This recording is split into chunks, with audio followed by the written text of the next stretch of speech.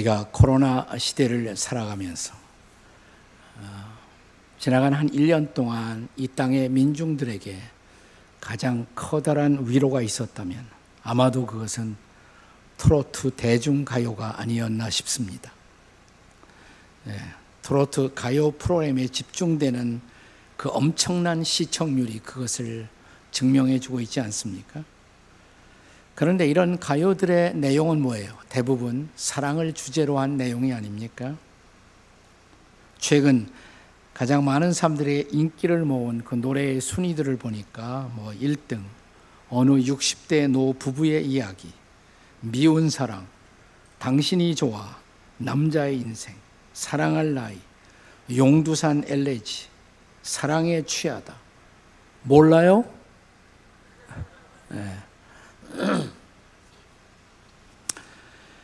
네, 이런 노래들만 듣고 있으면 우리는 이 세상이 사랑으로 가득 찬 세상인 것처럼 착각을 할 수도 있습니다.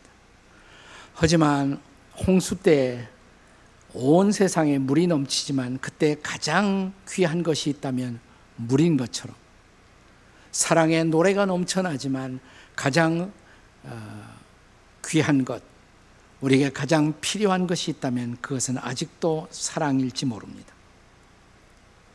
저는 기독교의 복음이 이 지구상에 사는 가장 많은 사람들의 마음의 문을 여는 일에 있어서 중요한 역할을 하는 것이 뭐냐면 기독교가 가진 사랑의 메시지 때문이 아니었나 싶습니다.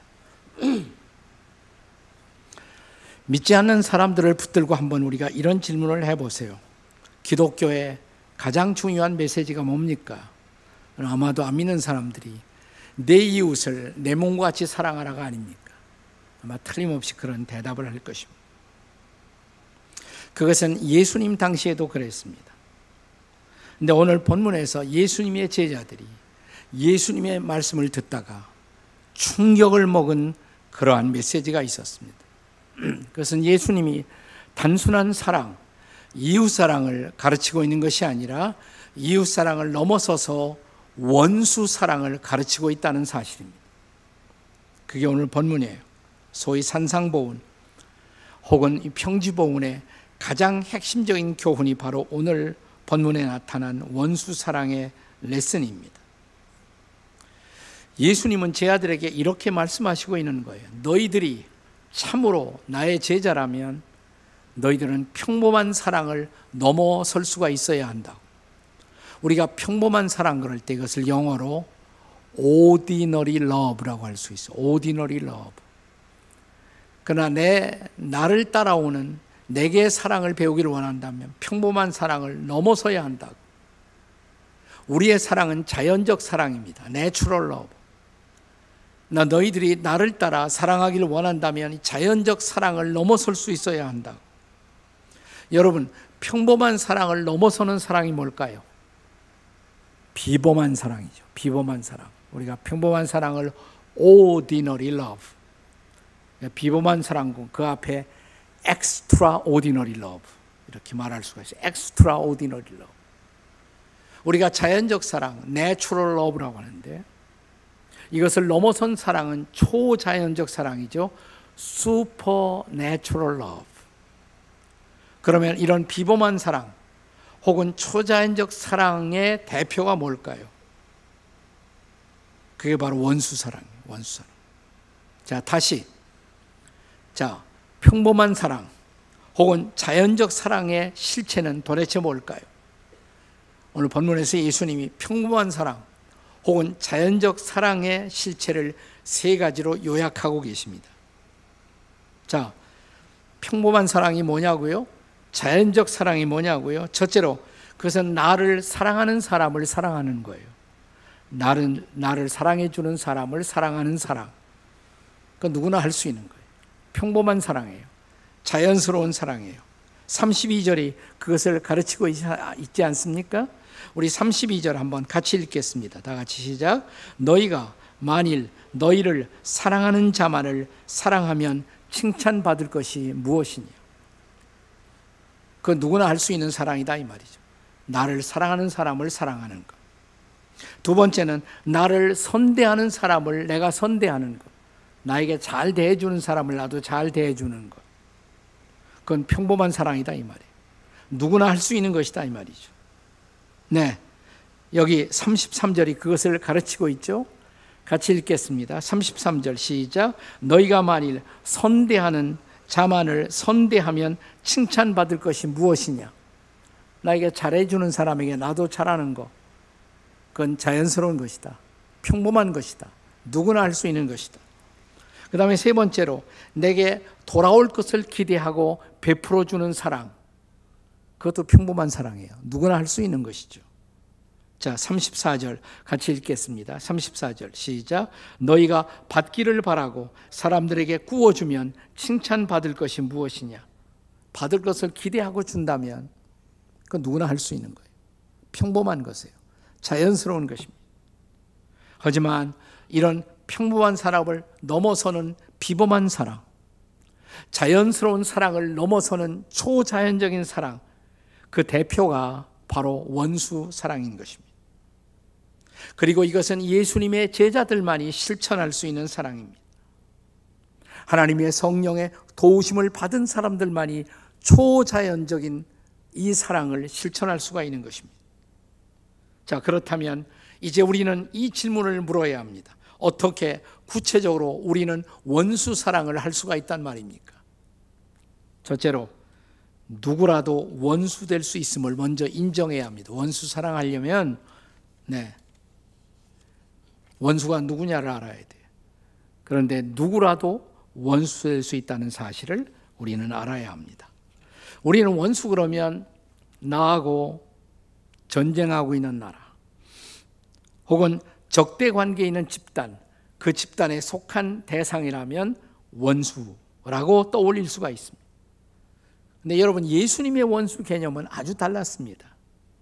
마태복음 10장 36절의 말씀을 한번 같이 읽어볼까요? 다 같이 읽겠습니다. 시작. 사람의 원수가 자기 집안 식구리라. 무슨 말이에요?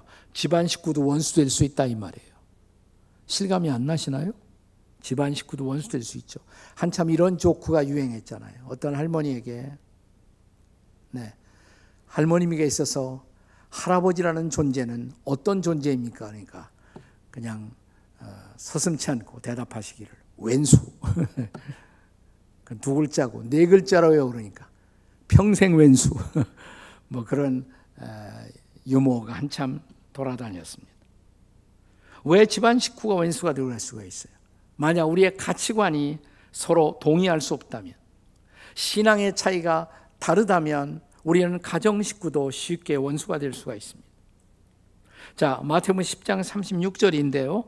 이어지는 말씀 37절과 8절을 읽겠습니다. 같이 읽습니다. 시작. 아버지나 어머니를 나보다 더 사랑하는 자는 내게 합당하지 아니하고 아들이나 딸을 나보다 더 사랑하는 자도 내게 합당치 아니하며 38절 또 자기 십자가를 지고 나를 따르지 않는 자도 내게 합당하지 아니하니라. 우리가 성경에 보면요,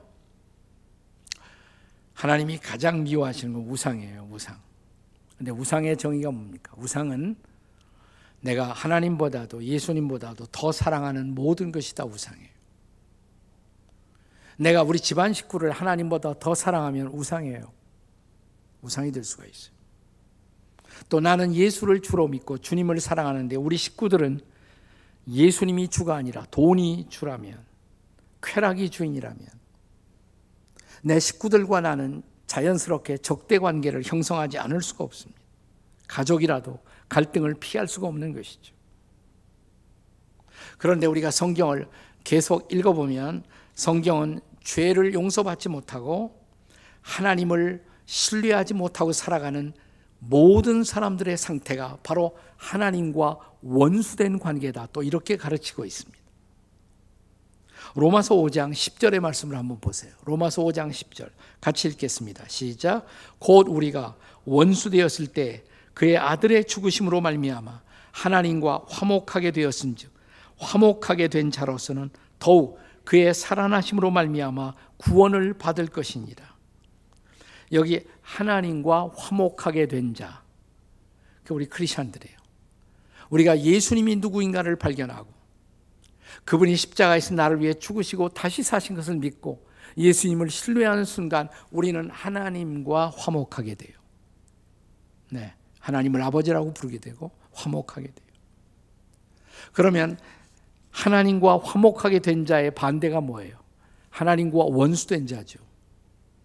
이것은 아직도 예수님을 알지 못하고 따라서 하나님을 자기 하나님으로 삼지 못한 모든 사람들이 하나님과 바로 원수된 관계 속에 있다는 것입니다. 그러니까 거의 하나님과 원수된 자라는 말은 로마서에서는 불신자하고 동의어예요. 그러니까 그렇게 원수된 개념이 달라요. 제가 아주 여러 해 전에 미국에서 이민 목회를 하고 있을 때 북한을 돕기 위해서 여러 교회들이 함께 모은 선물을 가지고 북한을 방문한 적이 있었습니다. 그러니까 미국에서 목회자들이 이렇게 찾아오고 그러니까 이제 또 도와주러 왔으니까 환영 행사가 열렸어요. 호텔 식당에서. 그때 북한 대표가 나와서 이런 인사를 했습니다.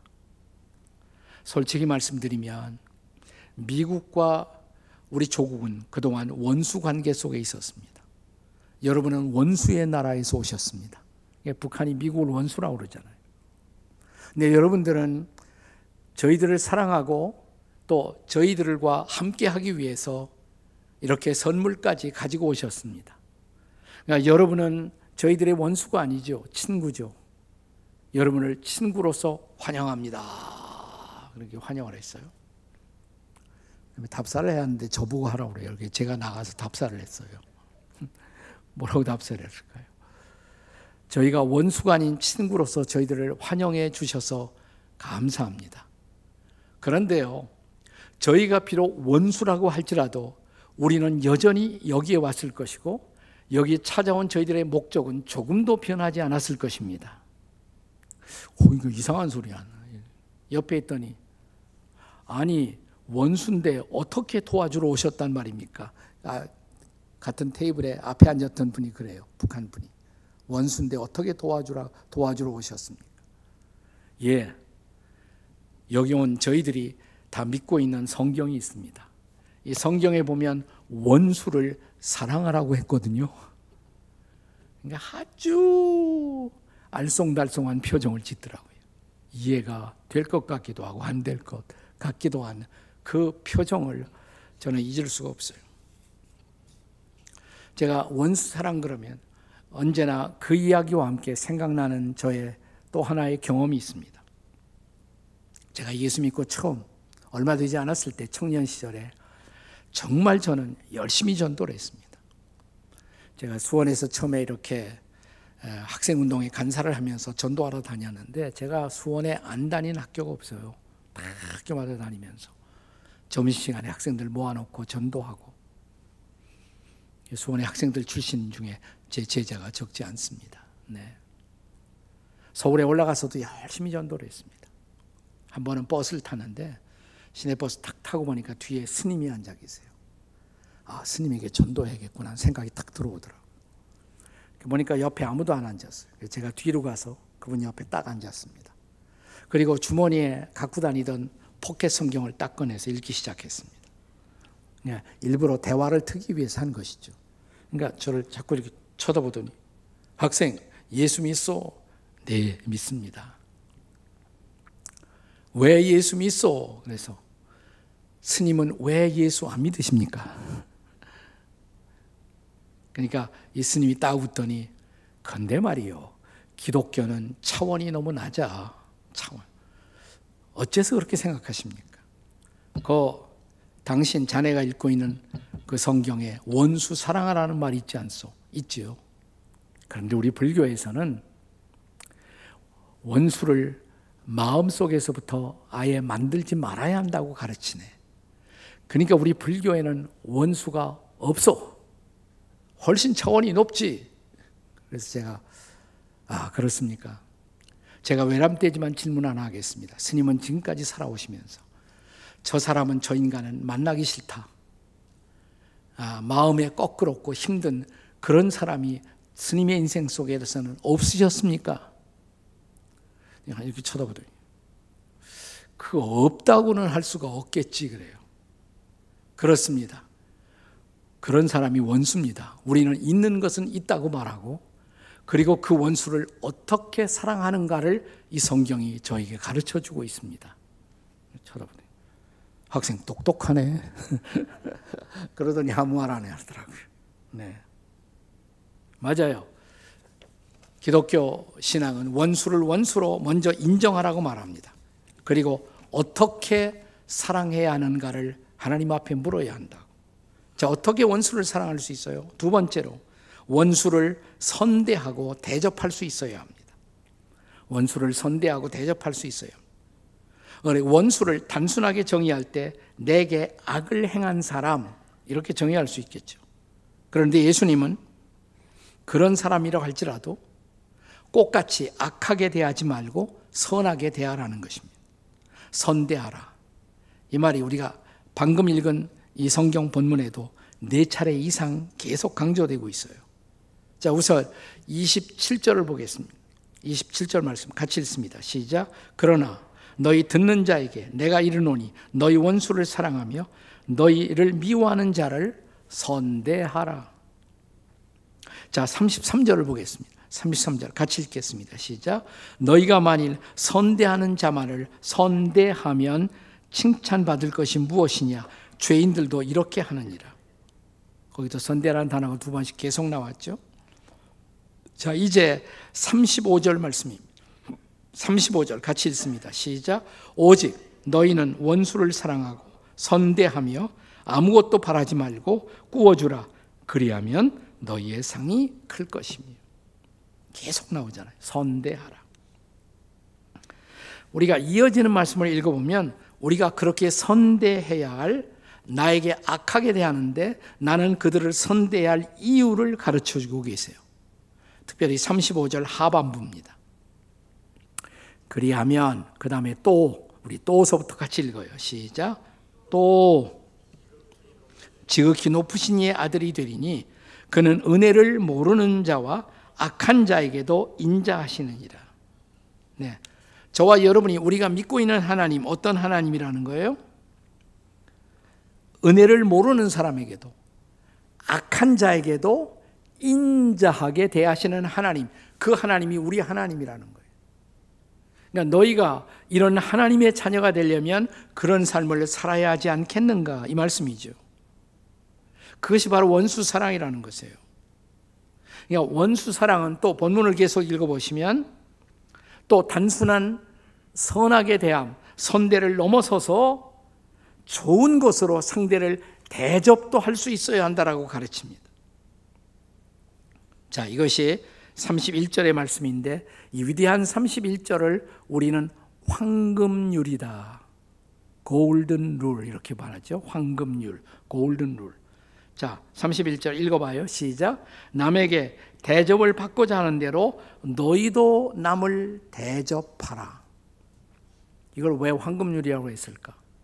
3세기에 로마의 황제 가운데 알렉산더 세베르스라는 황제가 있었는데 이 말씀을, 신약 성경의 예수님의 말씀을 읽고 충격을 먹었어요. 야, 그 말씀 좋다. 그래서 황금으로 그 글자를 왕궁의 벽에 새기게 했어요. 그래서 그 다음부터 골든 룰이라는 말이 우리에게 전해진 것입니다. 남에게 대접을 받고자 하는 데는 너희가 남을 대접하라. 그런데 그 당시 유대교에도 비슷한 가르침이 있었습니다. 유대교의 랍비 힐렐은 이 비슷한 말씀을 이렇게 말했습니다. 당신이 당하기 싫은 일을 이웃에게 하지 말라. 이것이 바로 율법의 모든 것이다. 비슷하죠. 황금률하고 비슷해. 비슷한데 달라요. 자, 유대교의 가르침은 소극적인 것이죠. 당신이 싫은 일을 이웃들에게 하지 말라는 거예요. 그런데 예수님은 적극적인 선대를 가르칩니다. 대접받고 싶은 대로 남을 대접하라는 것입니다. 그래서 황금률은 예수님의 제자들이 실천할 수 있는 예수 제자도의 핵심이에요. 여기 예수님의 제자들의 적극적인 선과 자비의 레슨이 존재하는 것입니다. 이것은 정말 하나님의 자녀가 된 사람들이 하나님 아버지를 닮아가기 위해서 실천해야 할 삶이에요. 그래서 결론적인 말씀 36절 말씀을 같이 보세요. 자, 뭐라고 말씀했어요? 다 같이 시작. 너희 아버지의 자비로우심 같이 너희도 자비로운 자가 되라. 아버지 닮아라 이 말이에요. 자, 그렇다면 원수 사랑의 마지막 실천 덕목은 뭘까요? 마지막 실천 덕목 세 번째, 그것은 원수를 축복하고 위하여 기도하라는 것입니다. 원수를 축복하고 위해서 기도해야 합니다. 자, 28절로 돌아가서 보겠습니다. 28절 말씀 같이 읽겠습니다. 시작. 너희를 저주하는 자를 위하여 축복하며 너희를 모욕하는 자를 위하여 기도하라. 저는 이것이 원수 사랑의 클라이맥스, 절정이라고 생각을 해요. 원수를 잘 대하는 것, 선대하는 것, 여기에 끝나지 말고 심지어 원수를 축복하라는 것입니다. 그리고 그 원수를 축복하는 일의 시작은 먼저 원수를 위해서 기도하는 것이에요. 네. 아니, 누가 그렇게 할 수가 있단 말입니까? 예수님이 하셨잖아요, 예수님. 자, 당신을 십자가에 못 박는 사람들을 보시면서 십자가상에서 예수님 뭐라고 기도하셨어요? 아버지요, 저들이 하는 것을 모르오니 뭐예요? 용서해 주십시오. 예수님이 기도하시고 용서를 선포하시잖아요. 그리고 예수님과 함께 매달린 행악자 한 사람에게 내가 오늘 나와 함께 낙원에 있으리라고 그를 축복합니다. 예수님이 바로 그런 인생을 사셨잖아요. 그렇다면 그 예수님의 제자로서 예수님을 따라가기를 원하고 고백하는 여러분과 저라면 어떻게 살아야 하겠습니까? 여러분, 예수님이니까 가능했지 인간이 가능할까요? 여러분, 이 땅에서도 원수 사랑을 실천한 우리의 선배들이 있음을 결코 잊지 마십시오. 누가 생각나시나요? 대표적으로 손양원 목사님 생각나지 않으세요? 네, 과거에 여수, 순천 폭동이 일어났을 때 자기의 두 아들 동인이와 동신이, 이 두 아이가, 아들이, 티네이저 아들이 좌익 청년들에 의해서 살해를 당했어요. 네. 그런데 며칠 후에 다시 국군이 들어와서 이 동인이 동신이를 죽인 공산군 청년을 붙잡게 됩니다. 그런데 뜻밖의 손양원 목사님의 반응이 뭐냐면 내가 그 아이를, 두 아들을 죽인 그 아이를 내 아들을 삼아야겠다고, 양자 삼아야겠다고. 그때 펄펄 뛰었던 사람이 누구냐면 동인이 동신이의 여동생이 있었어요. 여동생 동희, 아직도 살아계세요. 손동희 권사님. 네, 아버지에게 완강한 반대를 했다고 합니다. 아버지, 용서하면 용서했지 그 왼수를 아들을 삼겠다는 말이 뭡니까 도대체? 어떻게 내 오빠를 죽은 왼수를 내가 오빠라고 부를 수가 있단 말입니까? 당연히 그렇게 할 수가 있죠. 그때 손 목사님 자기 딸에게 이렇게 말씀하십니다. 동희야, 성경 말씀 자세히 보아라. 용서만 가지고 안 된다. 원수를 사랑하라 말씀하시지 않았니? 그러니까 난 아들 삼아야 해. 아들 삼았잖아요. 실제로 아들 삼았어요. 실천하셨잖아요. 실천. 아니, 손양원 목사님 같은 성자니까 그것은 가능했지. 아니에요. 손 목사님 말고도 이런 원수 사랑하는 우리의 선배들 많습니다. 여러분, 전라남도 신안 지방에 가면 우리는 계속해서 문중경 전도사님 이야기를 많이 듣게 돼요. 대개 소위 천사의 섬, 그 지역의 교인들이 70%, 80% 정도 같은 데는 90%가 넘잖아요. 그리스도인들이. 이 한 여 전도사님의 사랑과 또 사랑으로 말미암은 전도의 결실이죠. 근데 그 섬들 가운데 임자도라는 섬이 있어요. 임자도. 신안에 가면 임자도에 진리교회라는 교회가 있습니다. 나는 여러분이 임자도에 가시면 거기 축제도 많이 하고 그러니까 꼭 진리교회를 한번 방문해 보세요. 임자도 진리교회. 이 교회도 문중영 전도사님의 영향으로 세워진 교회예요. 자, 우리 6.25 전쟁이 일어났을 때 1950년 10월 4일, 그러니까 6.25 6월 달에 일어나고 10월이니까 뭐 한 넉 달 지났나요? 10월 4일 임자도 진리교회에서는 6.25 전쟁에도 불구하고 사람들이 수요 예배를 드리고 있었어요. 근데 수요 예배 드리는 중에 공산군이 들이닥쳤습니다. 예배는 중단되었겠죠. 이 악질 반동들 오늘 다 죽여버리겠다. 그러나 예수 안 믿겠다고 손들고 나오면 한 번만 기회를 주겠다. 그렇게 소리쳤다고 그래요. 근데 아무도 나오는 사람이 없었어요. 그 교회에서 아무도. 그때 그 교회 그 예배를 리드하고 있었던 인도자, 지도자는 이판일 장로님이라는 분이 있어요. 이판일 장로. 그 장로님을 위시해서 한 20명. 그리고 곧 이어서 다음 날 28명. 48명의 교인들이 공산군에게 끌려서 그 교회에서 한 3km 떨어진 곳에 가서 거기 몽둥이로 타작을 죽창으로 찔림을 받아 48명의 교인들이 다 살해를 당하고 말았습니다. 끝까지 그들은 찬양 부르고 기도하고 그들을 향한 용서를 선포하면서 죽어갔습니다. 네, 며칠 되지 않아서 다시 상황이 바뀌었습니다. 이판일 장로님의 아들은 그때 목포에 볼일 보러 나갔다가 죽음을 면했어요. 그 아들의 이름이 이인재, 나중에 목사님이 되셨는데 당시에는 이인재 집사였죠. 젊은 집사였어요. 이인재 집사가 국군들과 함께 다시 자기 마을에 다시 돌아왔습니다. 돌아오니까 아버지도 돌아가셨고 교우들이 다 죽었단 말이죠. 국군들이 잡았습니다. 교인들을 죽인 주모자들 몇 사람들을 잡았습니다. 다 잡았습니다. 그리고 국군 장교 중에 한 사람이 이인재 씨에게 총을 건네주면서 그들에 의해서 자기 아버지가 죽은 것을 알았기 때문에 네가 처치하라고, 네가 이 사람들 처치하라고. 총을 들었던 이인재 씨가 갑자기 총을 들었는데 음성이 들리더래요. 자기 아버지의 음성이 들리는 거예요.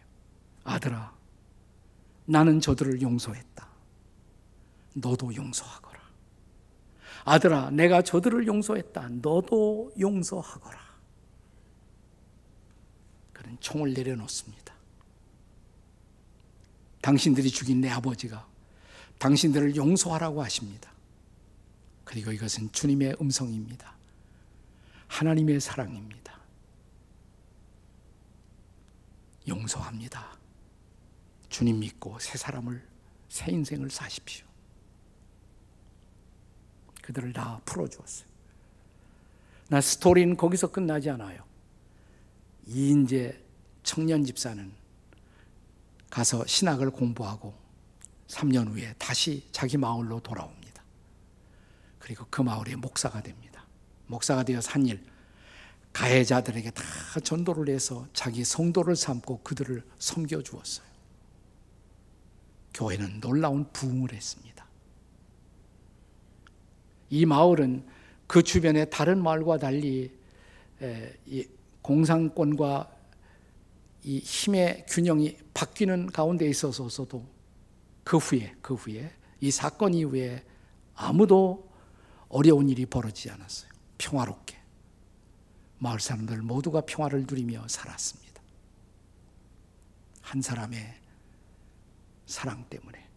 미국의 유니온 파운데이션에서 이 소식을 듣고 이 이인재 목사님에게 원수 사랑상이라는 상을 이분에게 주었습니다.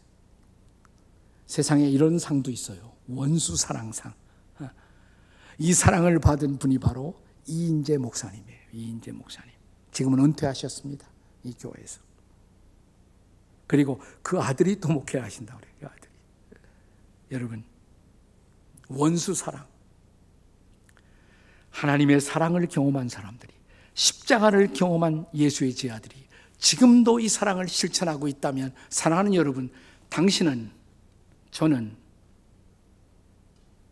어떻게 살고 계십니까? 나에게 조금 섭섭하게 해도 참지 못하고 보복하고 얼굴을 붉히는 나의 모습과 우리 선배들의 모습 얼마나 다릅니까? 주님은 지금도 말씀하십니다. 네 원수를 사랑하라.